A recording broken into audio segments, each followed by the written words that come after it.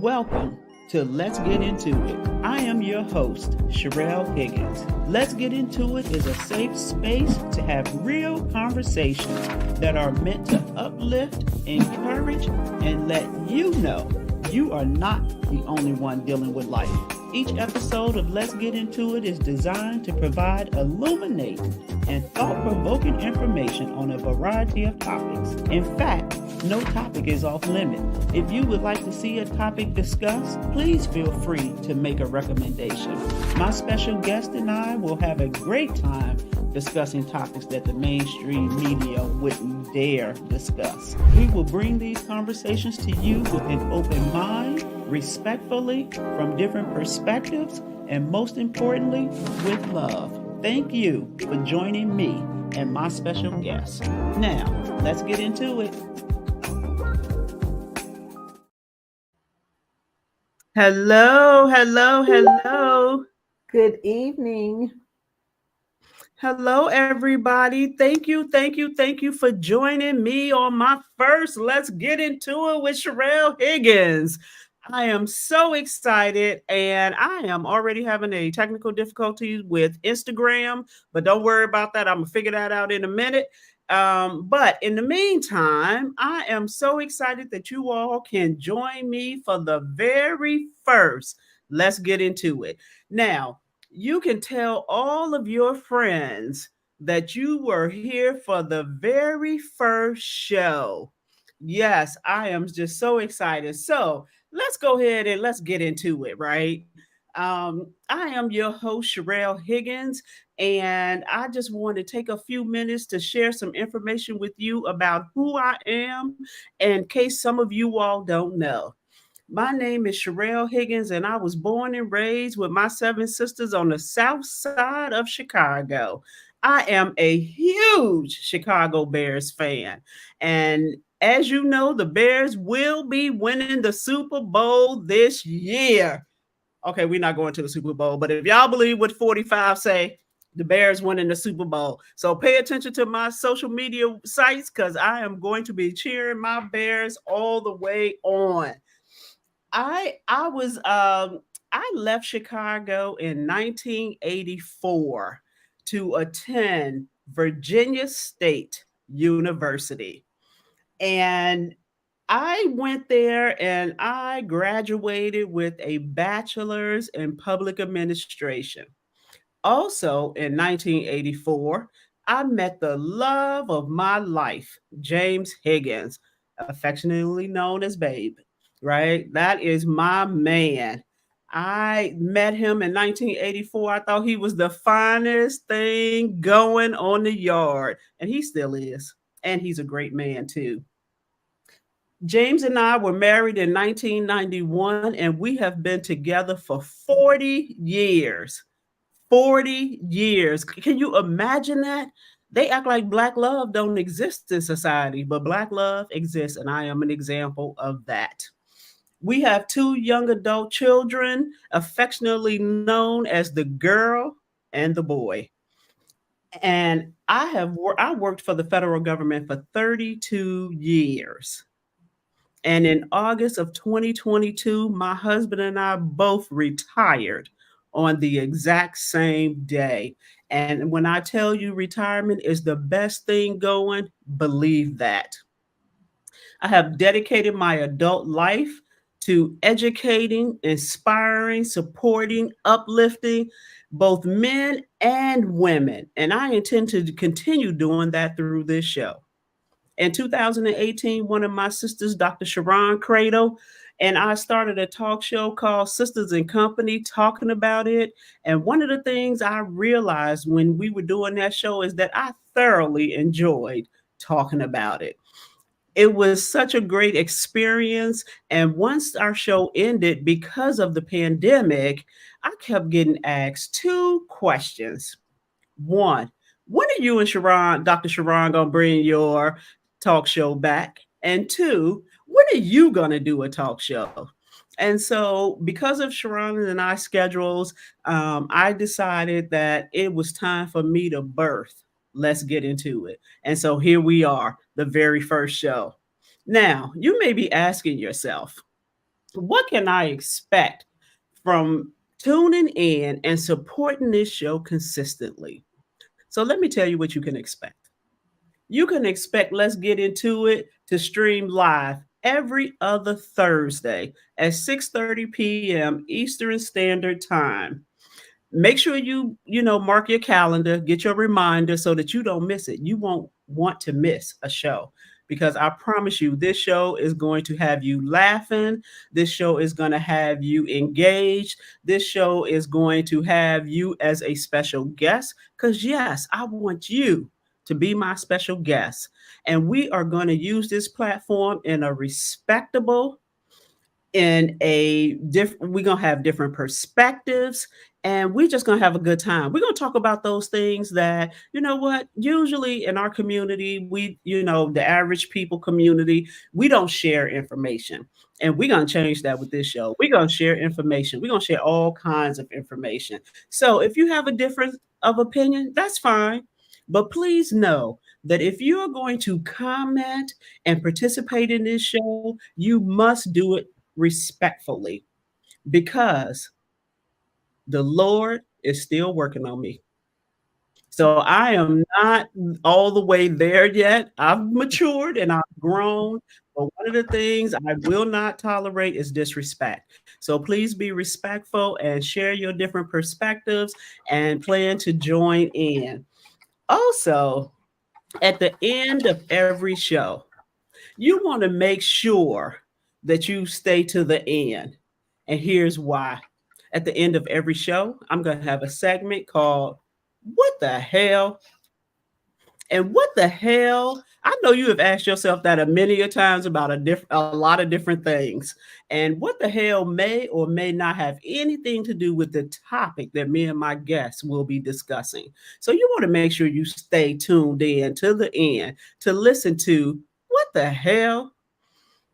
You can expect Let's Get Into It to be a friendly environment. You can expect us to have some real hard conversations, and you can expect us to be here and be present and enjoy each other's company. As a friendly reminder, all opinions expressed on this show are the opinions of those offering those opinions. So you may have a different opinion, and that's fine. That's what we want. We want to be able to look at things globally and not in a tunnel. So please make sure that you share your perspectives. If you are on Facebook Live, Instagram, YouTube, I can see your comments. So make sure if you have comments, you have questions, you can put them in your chat on whichever platform you're using, and then we can go from there. Also, please go to my social media platforms and either follow me or subscribe because the more we share this information across our common human being, the more we can impact how we move forward and navigate our lives. Now, it is time for me to introduce to you my very first guest, and she is Dr. Marcia Cradle. Dr. Marcia Cradle is an educator, a speaker, a mentor, an author, and a life coach.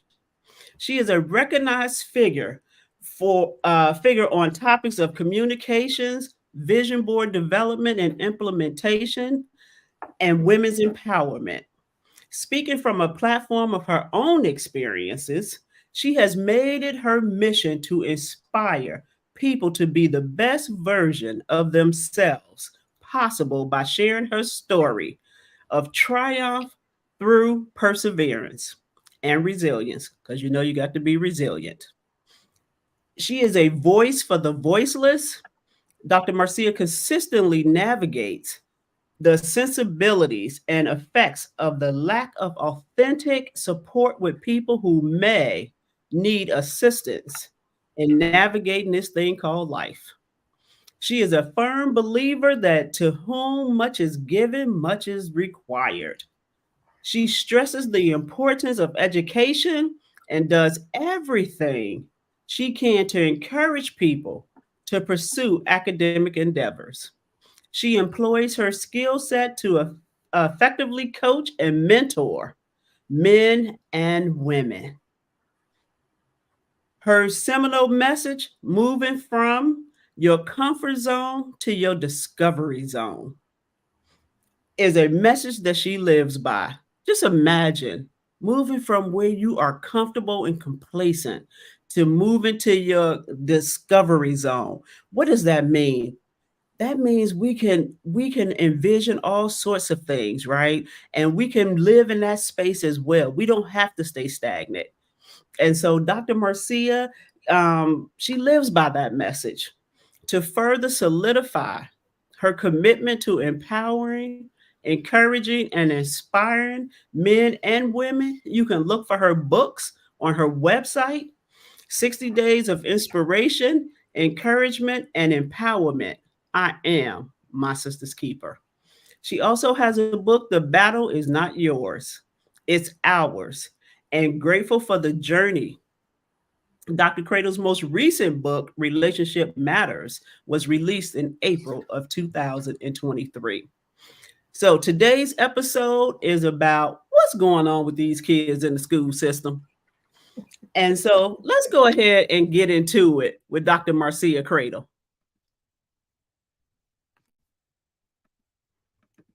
Okay, hold on. We're going to get into it.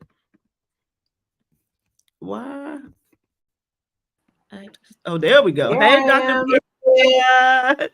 Thank you Hi. so much for agreeing to be my very first guest.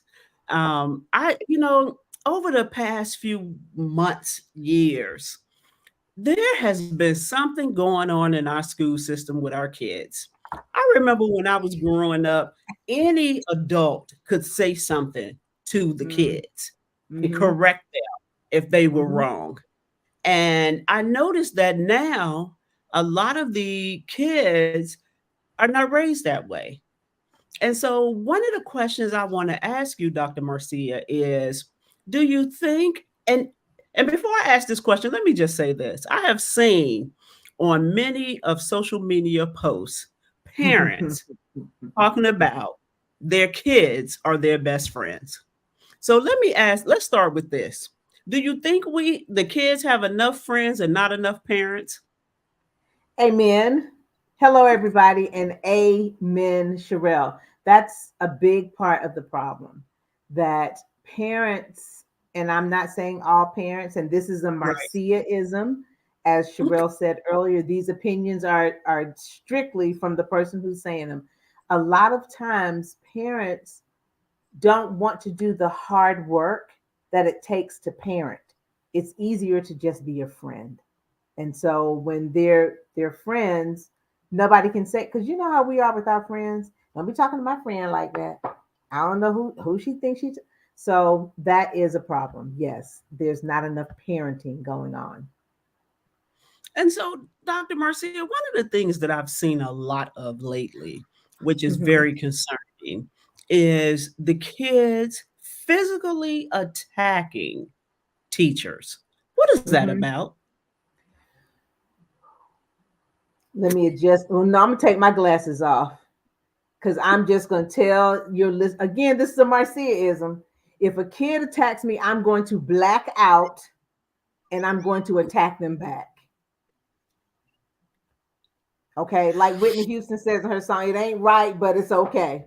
Because I'm not going to stand there and allow a student to physically attack me. It's bad enough with the verbal abuse that goes on, but the physical, no. And again, it's because a lot of students do not know how to express themselves. They don't know how to have conversations, and so they go straight to physical.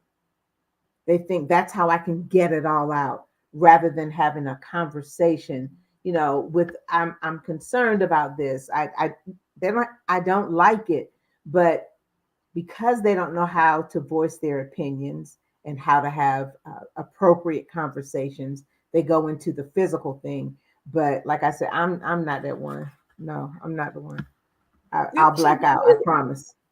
one of the things I realized, we have to all like really be authentic with who we are and know Mm-hmm. what our limitations are. And I know that my limitation is not working with kids, period. I don't care what age they are.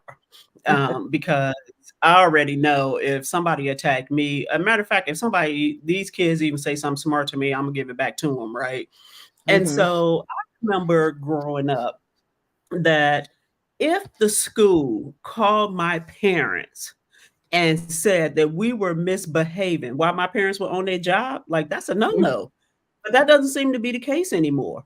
And so can you No. talk to us about like the parents' reactions when you call them to say, your son or your daughter is doing X, Y, and Z? What's the typical response from parents? First of all, they'll say, well, that's not what my son or daughter said. They said that whatever, whatever.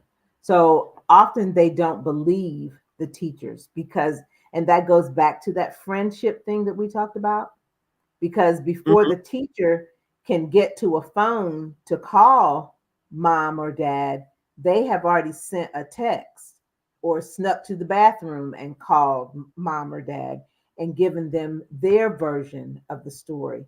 And so the Mm, parents often come in attack mode because, listen, our kids know what triggers us. mhm. They've been with us, for a few years, and they know what triggers us. So the student will call and say something that will trigger their parent, and then the parent just automatically believes what the child says without having listened to or talked to the teacher. And so that all goes back to something that I've been preaching for a long time, and that's communicating with your child's teacher from the beginning. They shouldn't just be meeting you in, where are we, February. School started here in August. This shouldn't be the first time that your child's teacher meets you. I Okay. agree. So one of the You have things, to have that conversation going on all along so that you can start to build a rapport. And you don't even have to be friends with your child's teacher. That's not the point of it. The right. point of it is communicating openly about things that are going on, what your expectations are, all of that. If you have those conversations early, then I believe it positively impacts your student. So one of the things I used to do when my kids were in school is I would go to that very first meet the teacher meeting, Mm-hmm. and I would have a conversation with the teacher. And it would go something like this: the girl or the boy is my child. If you have any concerns, please let me know immediately. Do Mm-hmm. not let it go on. Don't let them slide, because you can't call me in February and tell me that this been going on since September, because now Right. it's your problem and not mine, because I've already given you the green light to let me know Mm-hmm. ahead of time. And so I know that with the boy, he is my child and has my personality. And Mm-hmm. so his biology teacher called me and told me that he refused. Can you imagine that? A kid refusing to sit in the seat that she assigned to him because he wanted to sit in the back of the classroom with his friends. Mm. And I said, say less. I said, what time, when the next time he have your class? And she told me, I said, great. I will work from home that day and I'll see you that day. So I go up to the school and I meet with the administrator and I tell her what happened. And luckily the administrator was cool. She was like, all right. She was like, and I was like, she said, but I got to walk you to the class. I said, I have no problems with that. I said, but as we were walking to the class, I told her, I said, well, now when we get up to this class, this is what we're going to do. I need you to call him out into the hallway. I'm going to stand around the corner by the locker where he can't see me. So when you call him out in the hallway and he hit that corner, I'm gonna be standing there. But then I'm gonna need you to turn your back because I don't need you to witness anything that's about to go down. I And so when he came around that corner, I grabbed him and slammed him up against that locker. I said, "You got two choices. You can go in there and sit where she told you to sit, or I can come in there and embarrass you. Which one is going to be?" He said, "I'm going to go in there and sit where I was supposed to be sitting." And that was the end of it.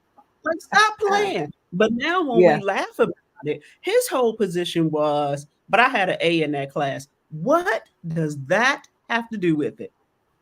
And so I know that, from an educator's perspective, that not all Hmm. parents are participants in the process. Right. And, Correct. a lot of times the parents will, like you said, will take the side of the child as opposed to listening to the adult. And Hmm. so, I just had a couple rules. Don't have nobody calling me on my job. Don't fall off the monkey bars. Don't scrape your knee. Don't do nothing when you go up to that school. Get this education and can bring it on home, right? Right. And so, Right. one of the things that's happened recently, and I'd like to get your Hmm. opinion on this, is Okay. that, we have a lot of mass shootings in this country, and particularly at the Unfortunately. schools, Hmm. unfortunately. And so recently, the mass shooter at Oxford mother was found guilty of involuntary manslaughter, slaughter, and so they Hmm. are holding her accountable for what her child did.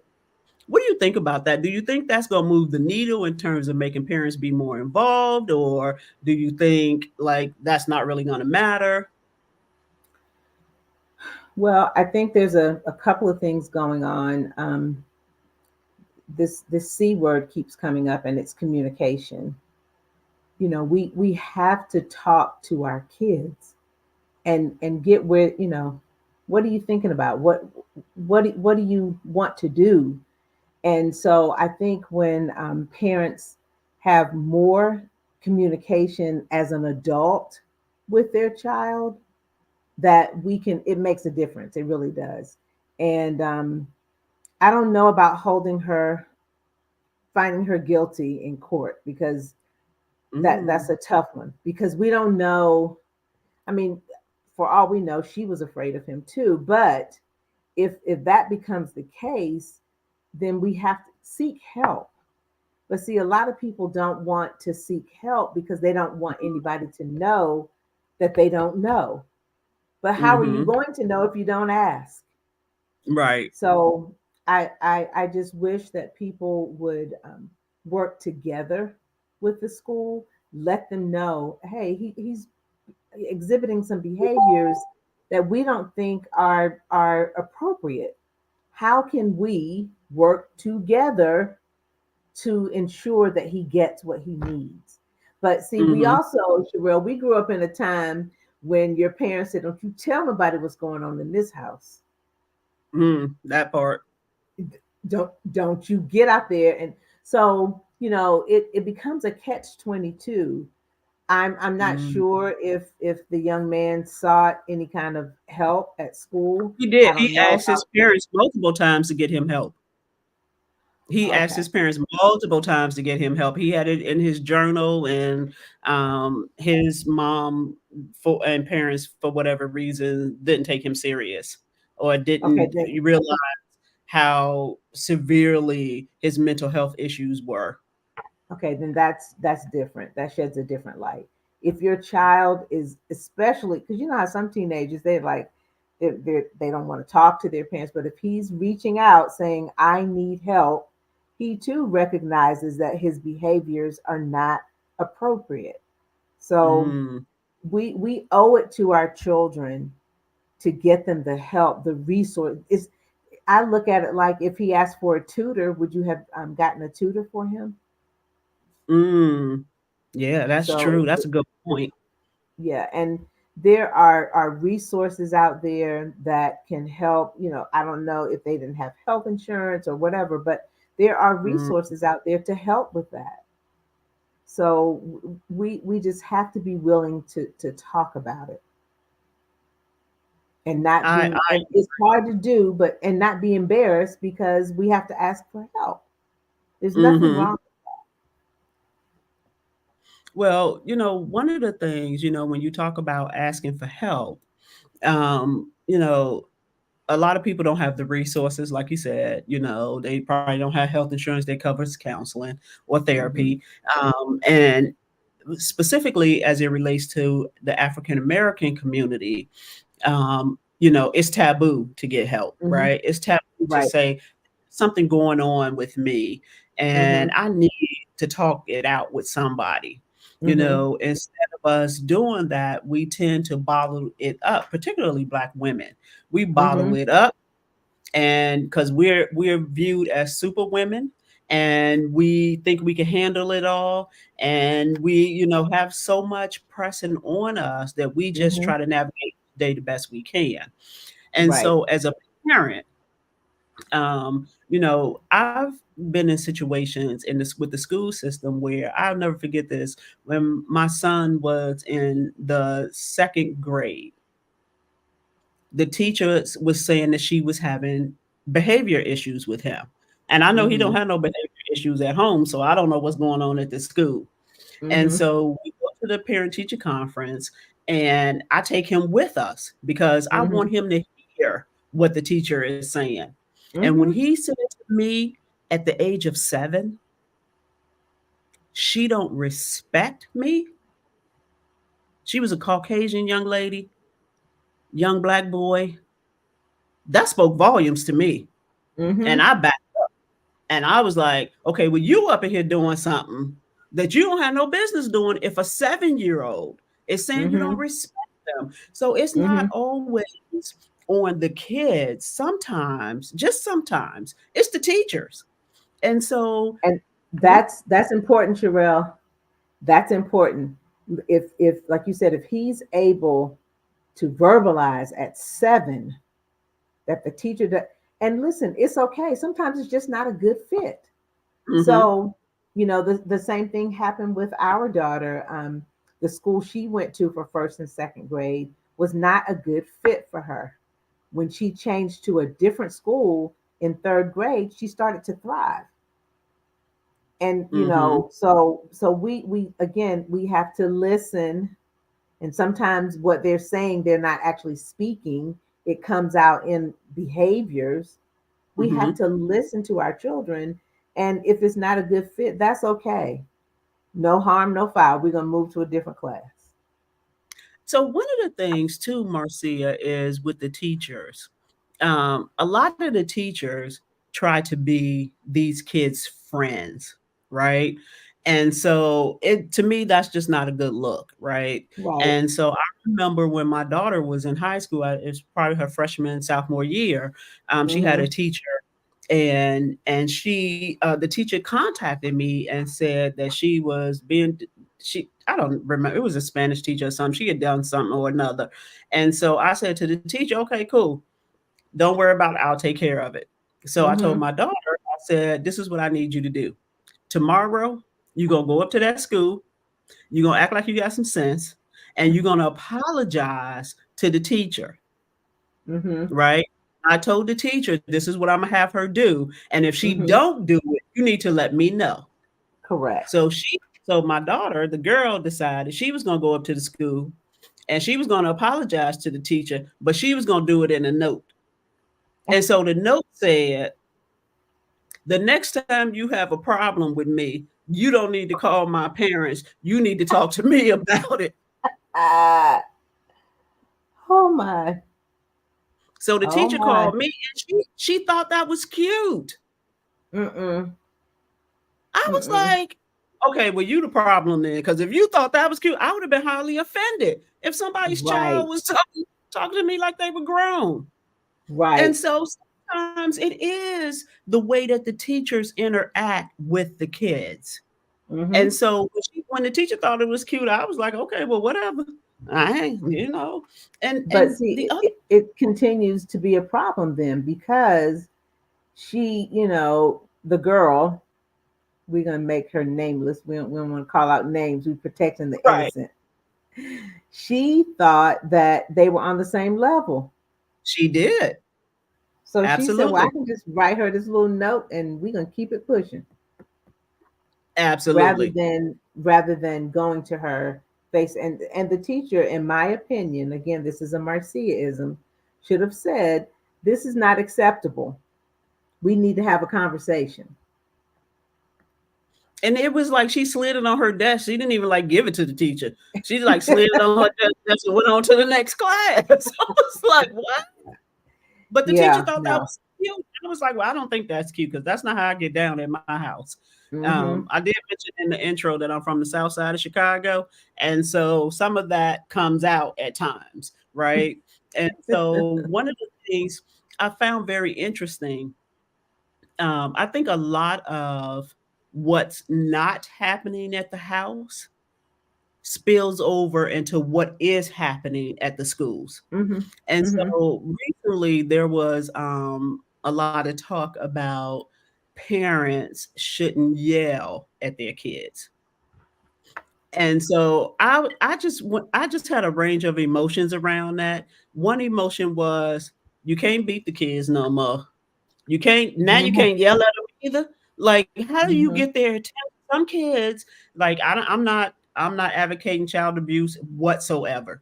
Like there Right. to me, there's a distinct difference between discipline and child abuse, period. Mm-hmm. And so if you can't discipline your kids, you can't yell at them, you can't discipline them. Like you can't even punish kids. And I've heard people say that, if I take my kid's phone, they just have these meltdowns and they can't function. I'm like, what?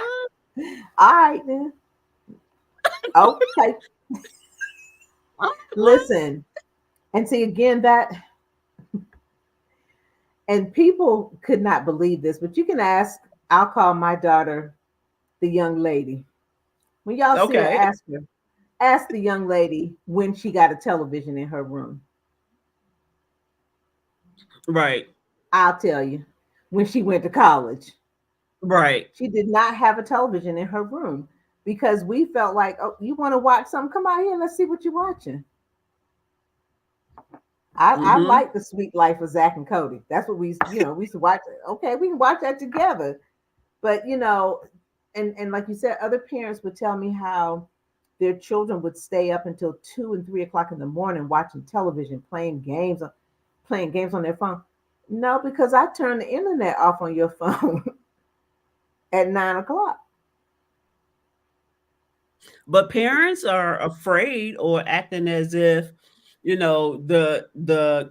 the actions of the child when you do those type of things is more Mm-hmm. severe to the child than not. And I'm like, I don't necessarily agree with that.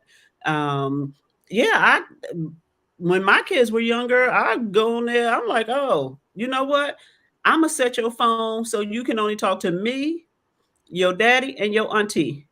Them the only three people you need to talk to. So if you don't know how to act, I'm gonna let you keep your phone. You ain't gonna have no internet access. But the only thing you're gonna be Right. able to do is call your mama, your daddy, and your auntie. And Mm-hmm. those are the three people who gonna come and rescue you from whatever situation you might be in.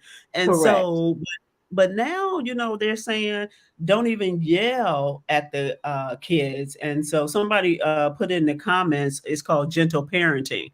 And It doesn't I'm work so for everybody. it It doesn't. doesn't. It It just doesn't. doesn't. And when you go out into the real world, nobody's going to be babying you up. It's not going to be no gentle parenting. When you run, a lot of times you run across the police, they're not going to be gentle with you. And There's no so gentle policing. there's no gentle policing. Mm-mm. And so the Antoinette says the parents have to engage if they want to take away these devices, and that is so true, right? And as parents, we have to put our devices down so that Right. we can be present for our kids.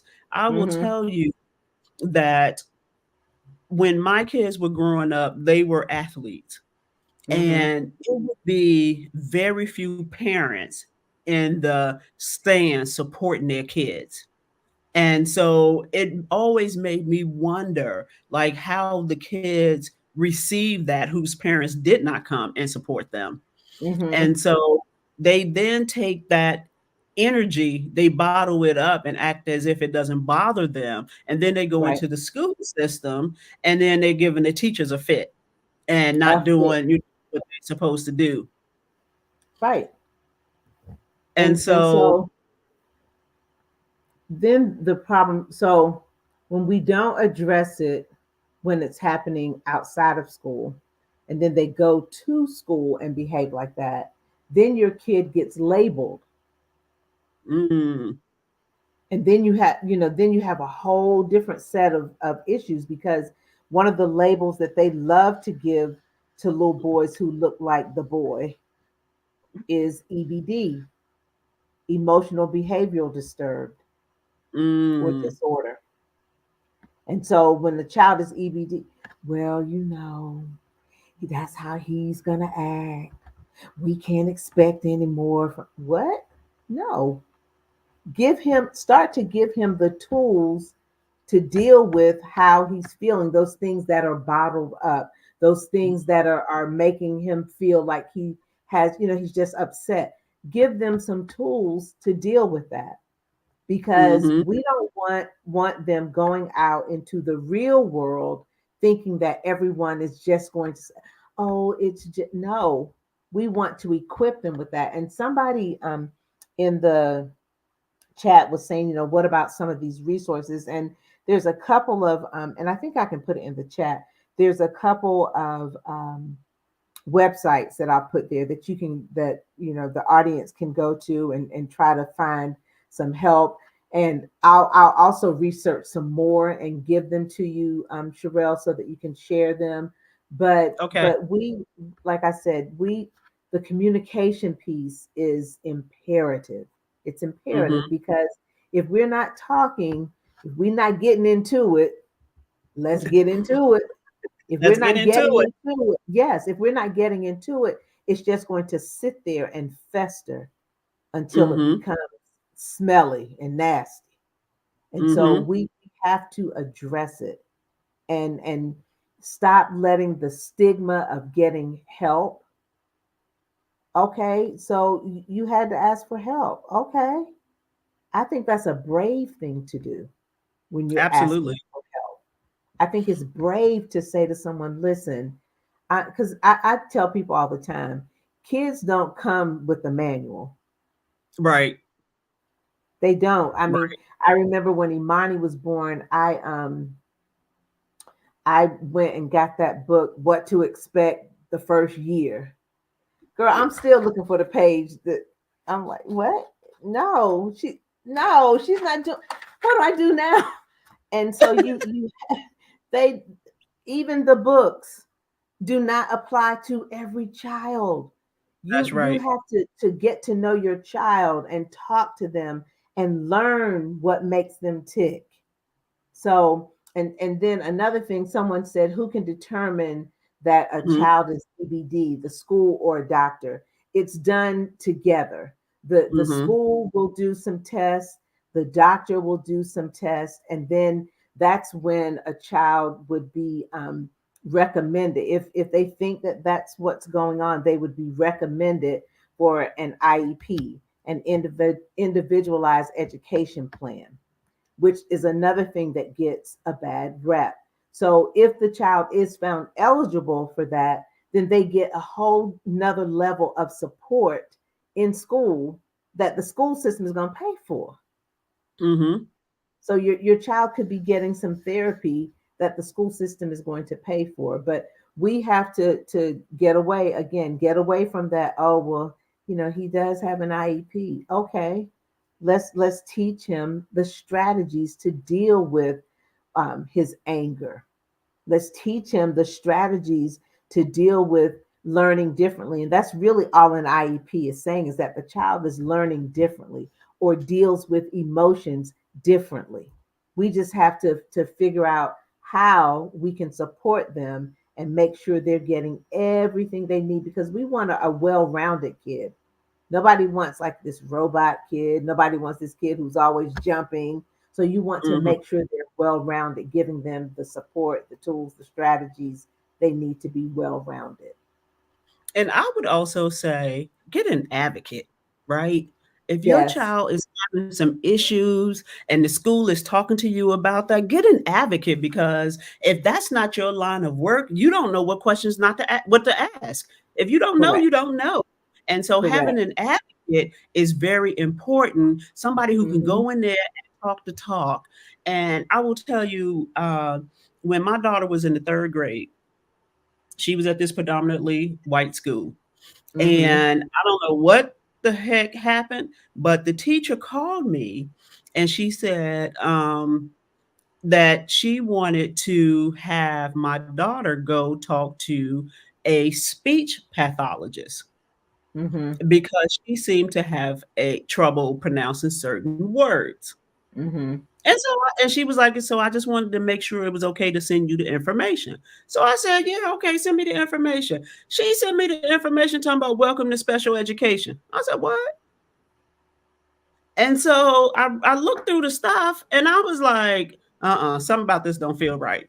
And so I asked the girl, I said, well, what happened at school? She was like, oh, they sent me to talk to the speech person. And I was like, well, what did they ask you? She said they asked me to say Sally, Susie, Supperware, like a whole string of S words. I'm like, who talks like that? And they wanted to say that she struggled with that, right? And so little did they know, my sister, special education teacher, special education administrator, PhD, like they didn't know that, right? And so I was like, okay. So I called the teacher and I was like, look, you sent me this information. I said, never once did you say to me that we want to put her in special education. She was reading above grade level. Her math was above, like everything was above grade level. But you want to put her in special education because she couldn't say a string of S words. And so I was like, okay, well, we need to have a meeting. So me and my husband go up to the school and we in the room. It's the two of us and it's like six of them. I said, On the oh, other y'all side of the table while on they the other sit side of there and the table. like you're in court.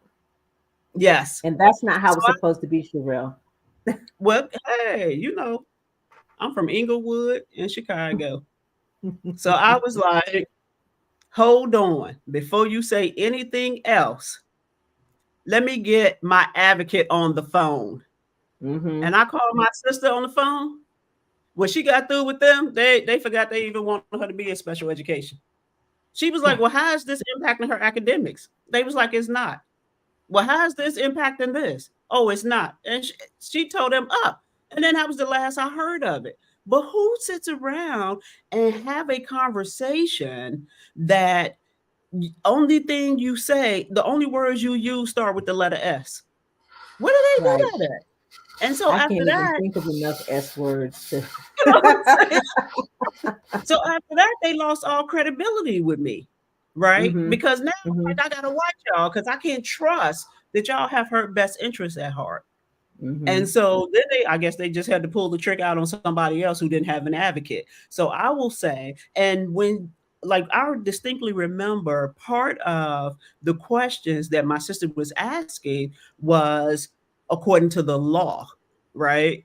They weren't Mm-hmm. ready for that. And so, Right. as parents, we may not necessarily know what the law is. And so, we have Mm-hmm. to make sure that we have somebody in our corner who's going to advocate for us and our child. So, don't be afraid to get you an advocate. And anything worth having is worth paying for. Mm.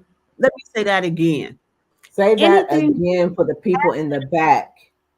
is worth paying for. You cannot Mm-hmm. expect somebody to be your child's advocate for free, right? Because the point of it all is to help the child. Mm-hmm. And so don't be afraid to, get an advocate. Somebody said, let me see. Hayama said they ambushed me like that too. I would ask Dr. Cradle about certain things I was unsure about. So Yeah. absolutely. And Sharon said, I think we're talking accountability for parents and children.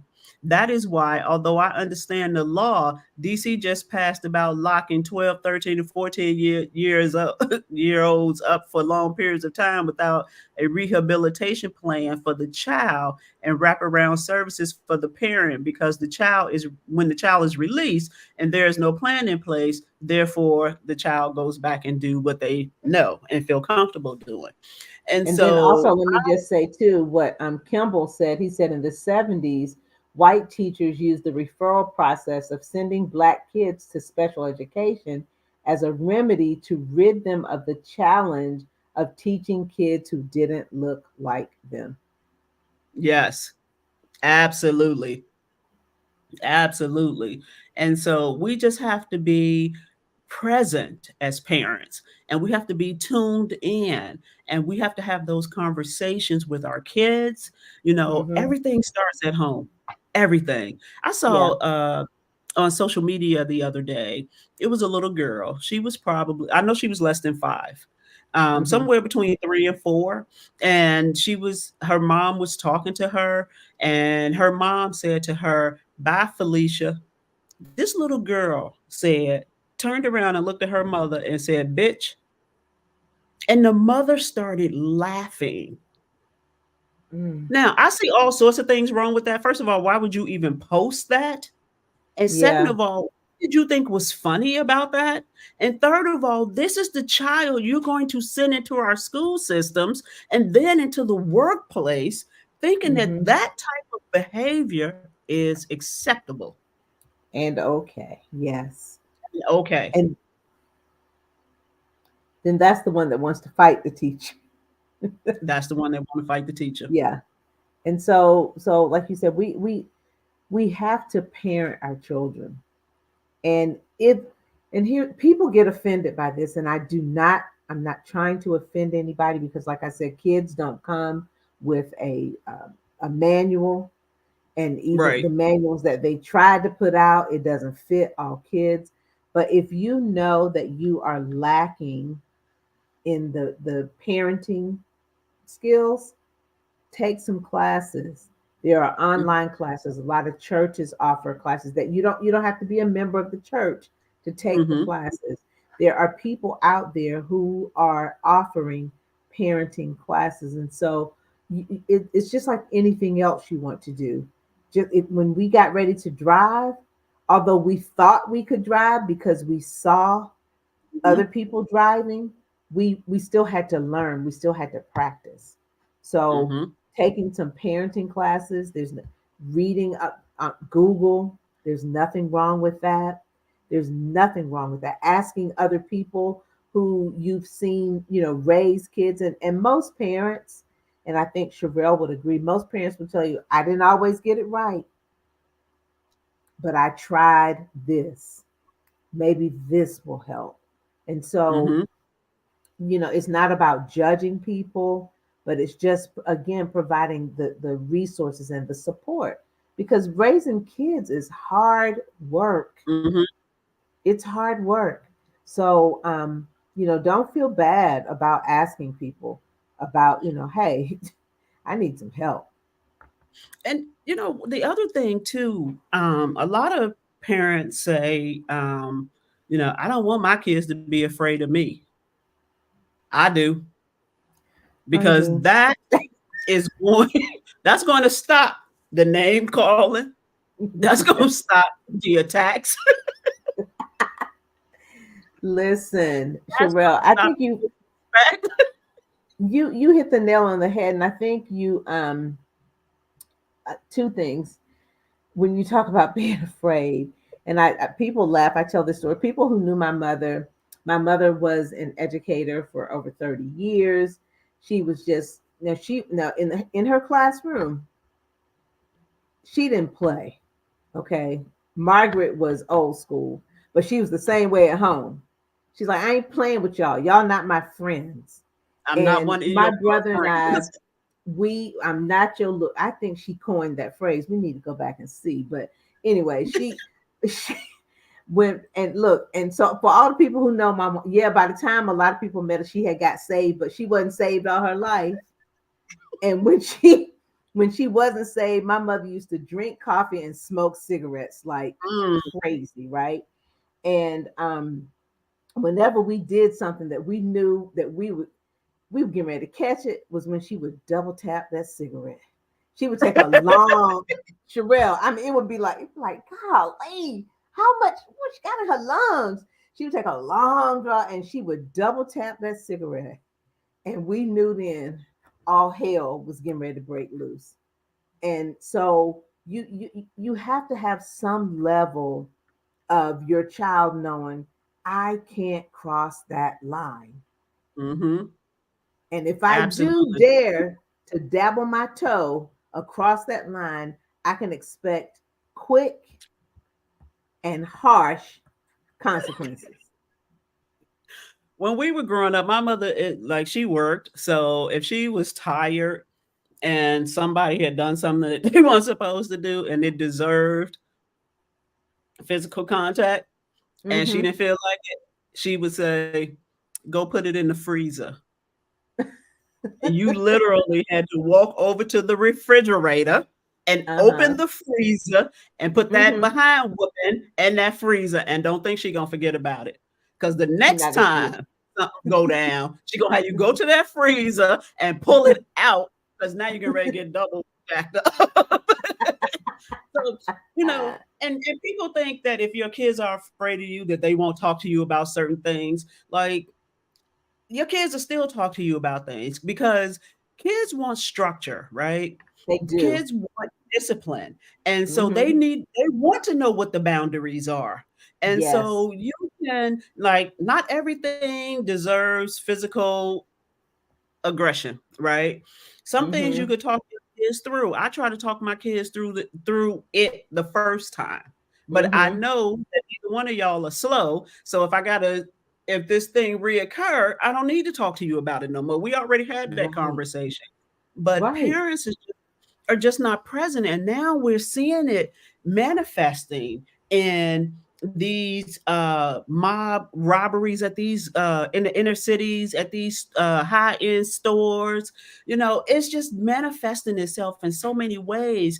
And society got us afraid to parent the kids because the kids will call CPS on the parents or call the police on the parents. Now, I don't really understand that concept because I'm like, you're not going to use no phone that I pay for to call nobody on me.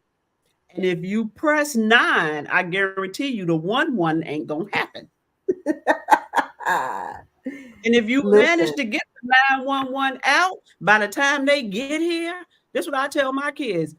You the one they gonna take up out of here. Cause when they take me down to the station, I ain't got no record. They're gonna let me go on my own recognizance. And I'm coming back here to my house. Where you going? Mm-hmm. That's what Kim, well, the young lady, he told her that because she, one time she said, I'm going to call 911. He said, go ahead. He said, me and your mama, our life is not going to change. Yours is. Right. Absolutely. So, Absolutely. yeah, we, like, When yeah. when we don't have boundaries at home, Mm-hmm. we those kids take that into the school system. And Mm-hmm. then parents expect the teachers to be able to do something with the kids that they can't do at home.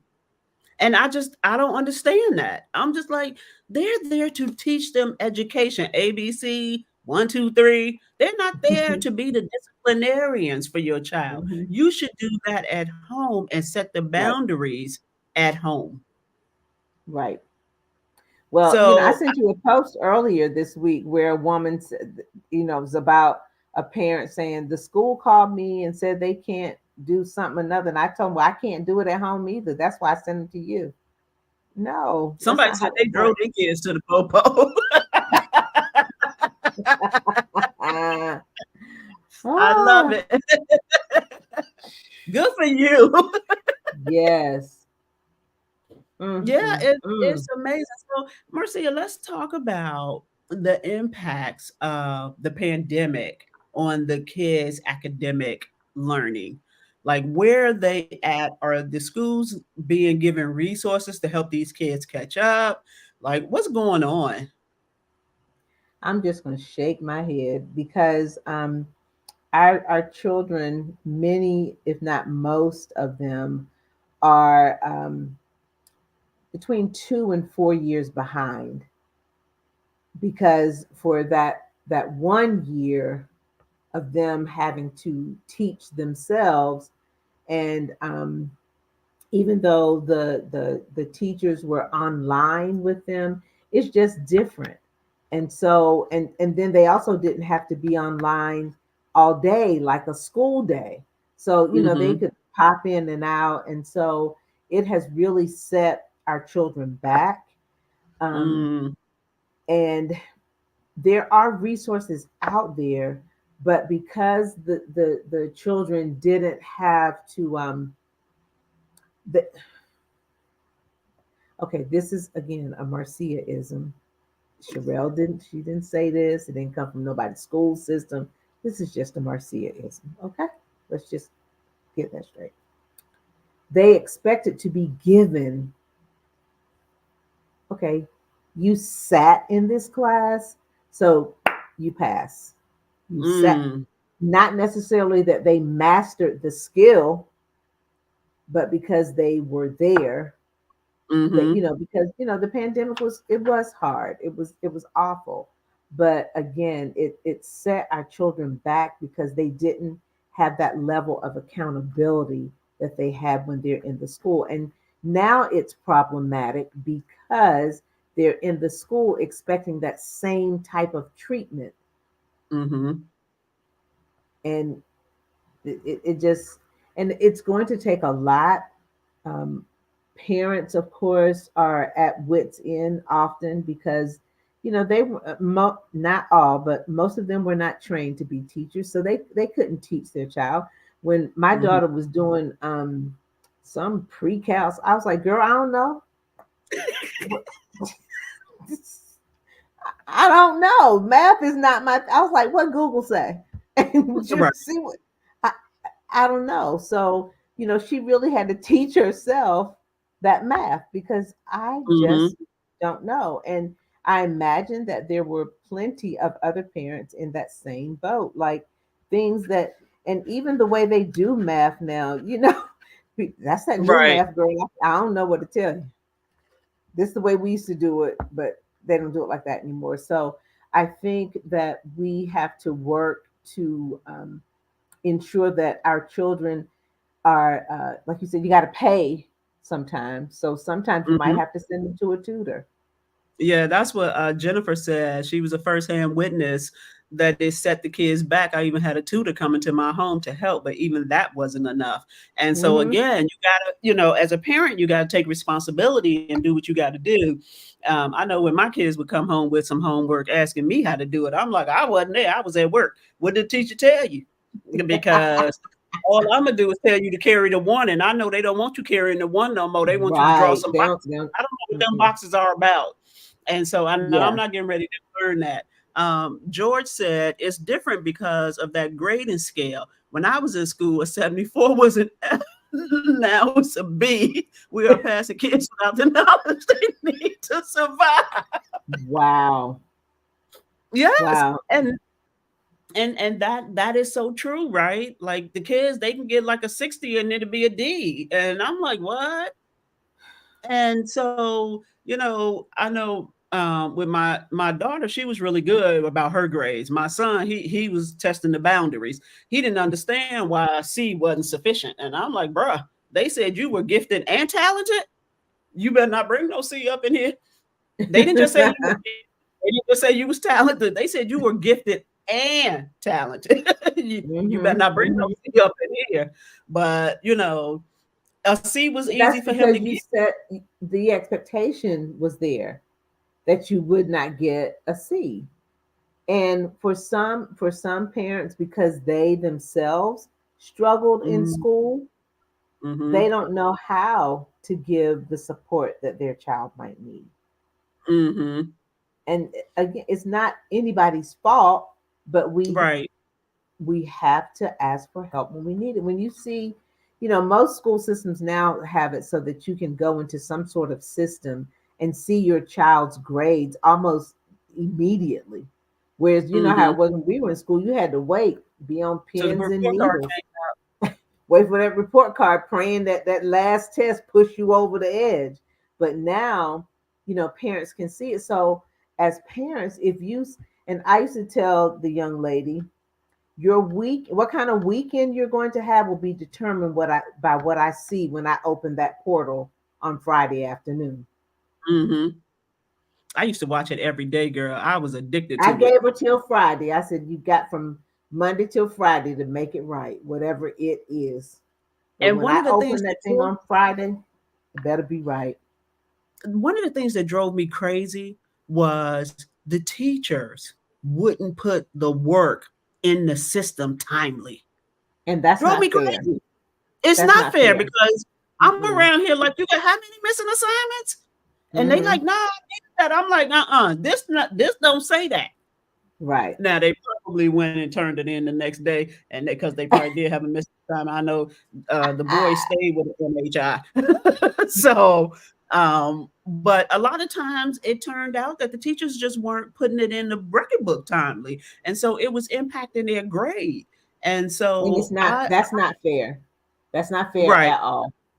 That's not fair at all. So it's not as educators, we have a responsibility to grade and enter things in a timely fashion because like you said, what happens, it could either push a student up to an A or down to an F just mm-hmm, because the grade wasn't entered. And so and I'm an educator, we as educators have a responsibility to grade the assignment and enter it into whatever mechanism your school system uses in a timely fashion. Now, of and course, students often now, because they have this thing for instant gratification, they take a mhm, test at 7:15 and they want it in the grade book at 7:16. right.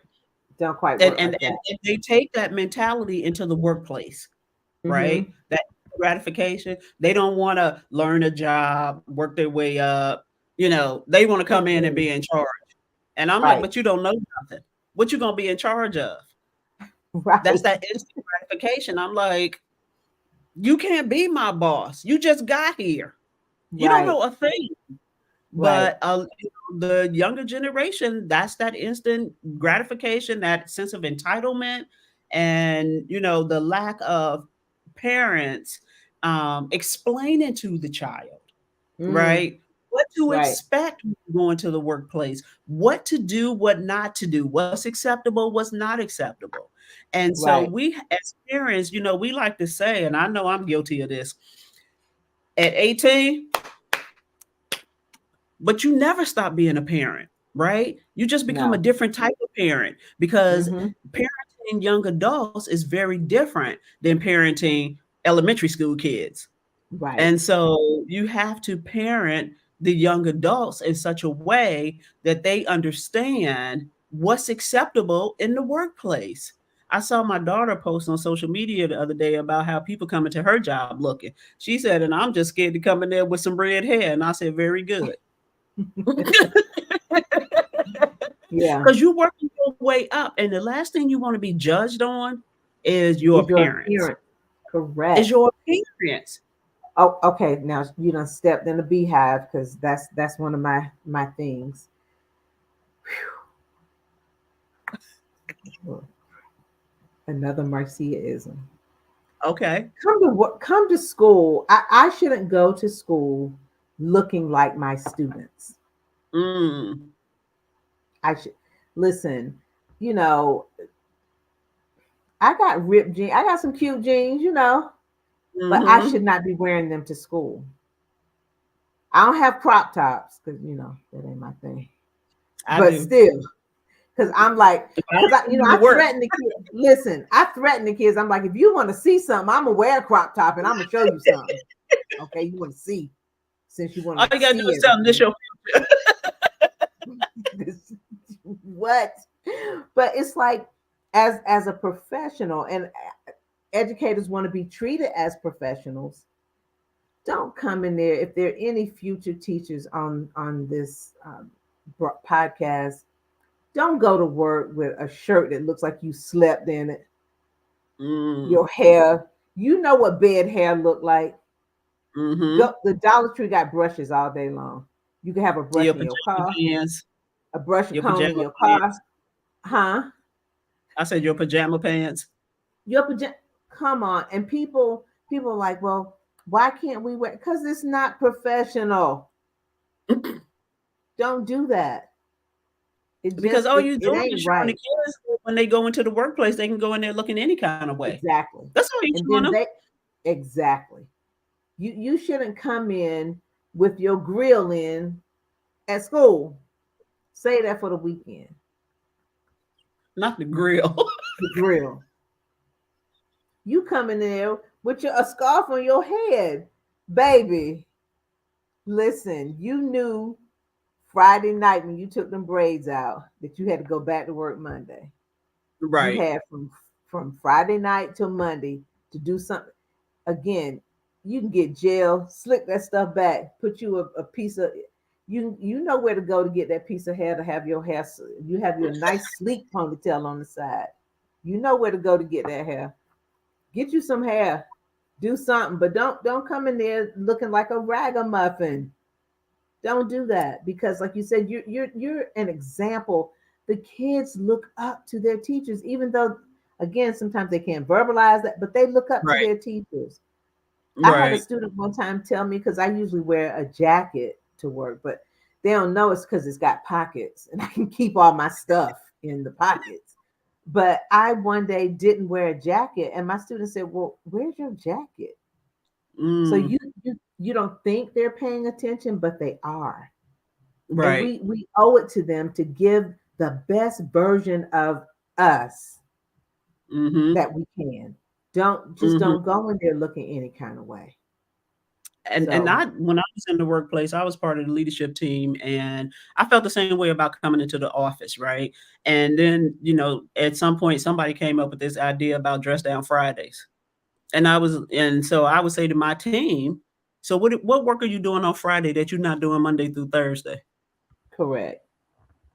So what is this dress down Friday thing about? Like, no, you at work.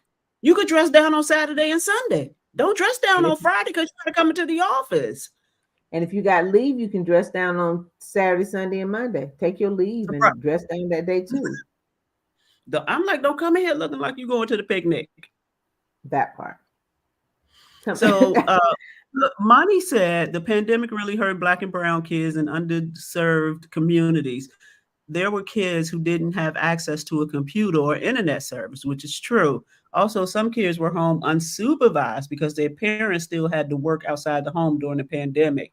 Well, that's all true, Monty. And I will tell you that I was just so thankful that my youngest child was a senior in high school when the pandemic hit, and so he just happened to finish his senior year early because it was in the early stages of the pandemic, and they were talking Mhm. about, they was just trying to figure out, you like, how does this work, right? And so they was like, well, let's get the kids to continue to do the work so that they don't fall behind, but we're not going to grade the work.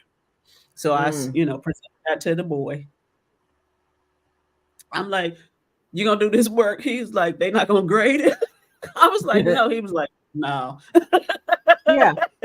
And that I was cool mean, because he was gifted and talented, and so his grades were right, and so he was, a senior. So it is what it was. But had he been, a second grader, he would have been up here doing that work. hmm and So our district fortunately gave every student, and even now they still have a Chromebook. And during the pandemic, they gave them hotspots. hmm So that was, fortunate. Somebody said, "What about wearing bonnets at the airport, bus stop, on the way to anywhere?" Yeah, don't don't no, don't even wear a bonnet. Just don't even buy them no more. yeah, Period. Just don't yeah, even buy them because yeah, clearly we um we have not figured out the appropriate places to wear bonnets, which is only in your house if you don't live with right. my husband. Um, yeah, Yeah, yeah, no. So Marcia, thank you so very much. I you enjoyed are this conversation, welcome. Me too. Me and too. this was great. So, but before I let you go, Marcia, please Mm-hmm. let our audience know about your conference that you Oh, have coming up, sure, sure. how they can And get I mean, tickets. it's coming up really quickly. Today's the 8th. So I am the host of the 6th annual Sister Circle Summit. Our theme this year is unstoppable. And ladies, you are unstoppable. We have a powerhouse lineup of speakers who will be pouring into you. And it's held here in Metro Atlanta at the Embassy Suites 2029. Embassy Suites need to start paying me for this advertisement. Doggone it. 2029 Satellite Boulevard in Duluth. And you can get tickets. I'll put the my website in the chat as well. You can go to www.cradleconsulting.com and get your tickets. It's going to be amazing. We Sherelle was a speaker last year, and she tore the house down, and we have that same type speaker again this year. We have a red carpet gala, and baby, Sherelle, did I tell you I had ordered my dress? I think the Tuesday after the conference last year. So I've been waiting all year to wear this dress. So go ahead and find you a dress. Bring out your significant other. You can walk the red carpet. It's simply amazing. And so I want each and every woman out there to experience this. It's just something to behold. So make sure you come. All right. Thank you for that. And thank you, Marcia. And if everybody could hold on the line, I do not want you to miss the what the hell. I want to hear about what the hell. What we got? Okay. All right. Here we go. So let's see. What the hell? What the hell is going on in this country? We have a rapist liable for $88.3 million, been impeached twice, currently has 91 indictments in 4 different jurisdictions as a leading candidate of a major political party who claims that these indictments are for us. And he wants to be the only person above the law. We have Chinese hackers attacking our water supply and economic security, but let's not focus on that. Our elected officials in Congress are spending more time talking about Hunter Biden, who is not an elected official, than they are working on passing laws that's going to help us. There are dangerous laws being passed that robs women of their reproductive freedom. And doctors, medical professionals are afraid to do their jobs because they don't want to be criminally charged for helping a woman with her reproductive freedoms. We have kids who are being stripped access to food in some of these states. But don't worry, they are pro-life. That's until you are born. Then it's their not my problem. We have 2 old white men running for the presidency of these United States of America. But we're responsible for voting, and we have to vote for one of them.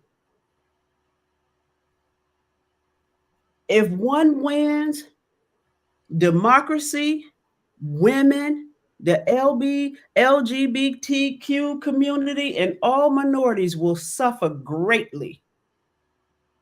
If the other one wins, those same group of people, they will just suffer.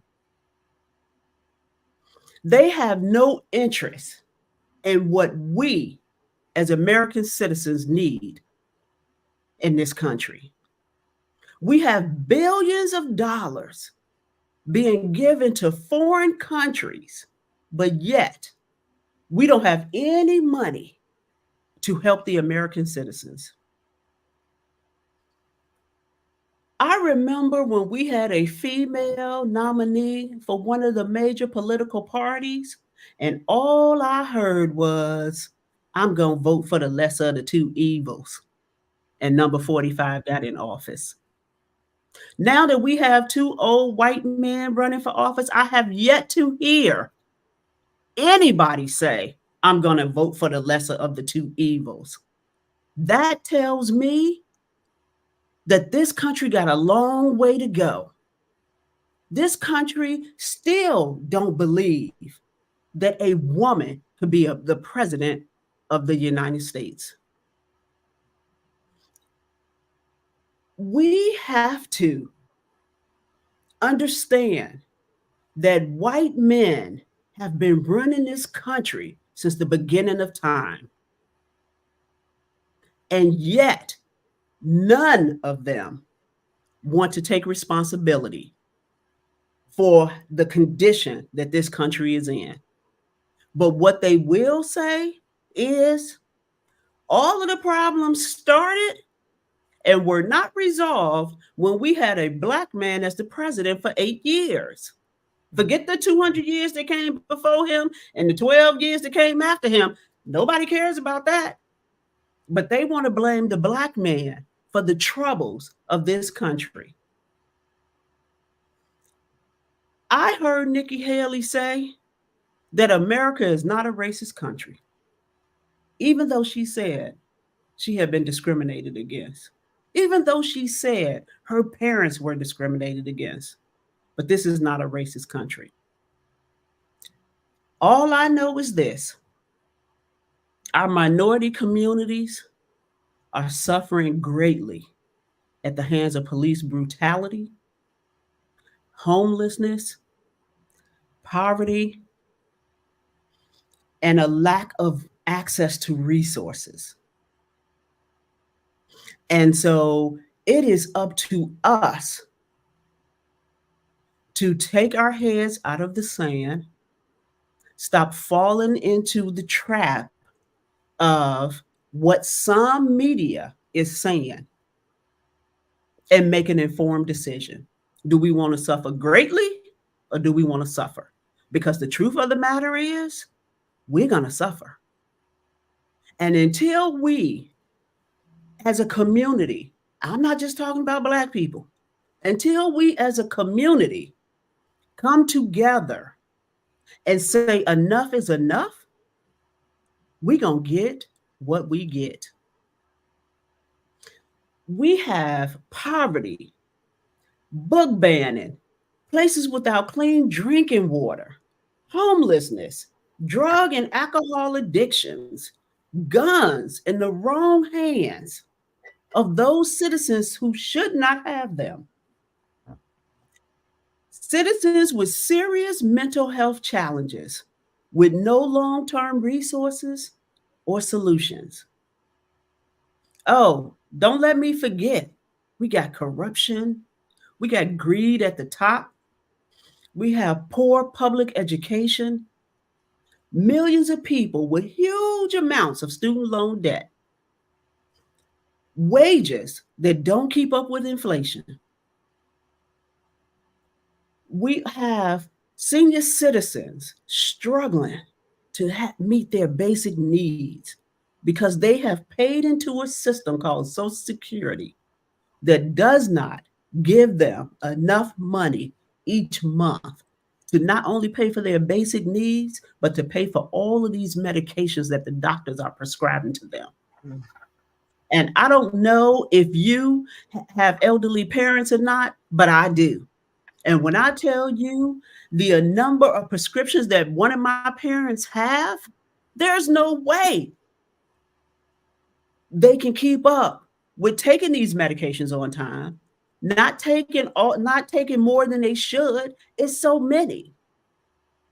And yet our politicians are sitting on Capitol Hill, wealthy, power hungry, and falling in line to somebody who's not even an elected official and doing the dirty work for this person. We have families in this country who don't have health insurance. We have families in this country who don't have life insurance, but they got the latest swag on. They got them Jordans. And that's because we're not educated about the importance of having life insurance. And if we are educated about it, we choose not to do it. And then when we pass away or one of our loved ones pass away, we got to do a GoFundMe. So, yes, I'm going to have somebody on this show to talk about the importance of life insurance. You know that your child can pass away at any given moment in this country. It used to be old people were the ones who died. Now anybody can get it. You can go to the grocery store and get it. You can go to church and get it. You can go anywhere and get it. And so to have a young, healthy child in this country without life insurance is ridiculous, because that life insurance could only probably cost you $20 a month. And we can say we can afford that, but if you got on a pair of Jordans, if your child got a PS5 and they playing these video games, you can afford it. We have good leadership in the workplace and valuing employees in the workplace. Those are things of the past. It's not about what you can do for them. I mean, it's not about what they can do for you. It's about what you can do for them. And that's all they care about. And the minute they find you disposable, they will dispose of you. And yet, as individuals, in a lot of cases, we give these jobs our all. We don't set ourselves up to be able to walk away from these jobs when they don't show that they appreciate and value us. And so one of the topics we're going to talk about on this show is, how do you set yourself up so you don't have to work until you're 70 years old? Because that's what one of the parties are trying to do. They're trying to change the law so you have to work till you're 70 so that you can only get 2 years from the Social Security system. But yet you have paid 50 years into a system that you might not even live to benefit from. So I will leave you with this. We supposedly have a crisis at the border, and yet some of our politicians voted against a bill that would help in some shape, form, or fashion. Some of them said it's dead on arrival. They didn't even read it. That's how much they care about the American people. They didn't even read it. It's just dead on arrival because somebody who's not an elected official is pulling the strings. They don't care about you. They don't care about me. They don't care about our votes, but they will care if we vote them out. But we won't do that. You know why? Because we go with name recognition. We go with who these people been in Congress for 75 years. They don't care about you. They care about the power. And so we, as the voters, we got to make a stance. We got to say no more. We got to say we want term limits for Congress. We want term limits for the Supreme Court.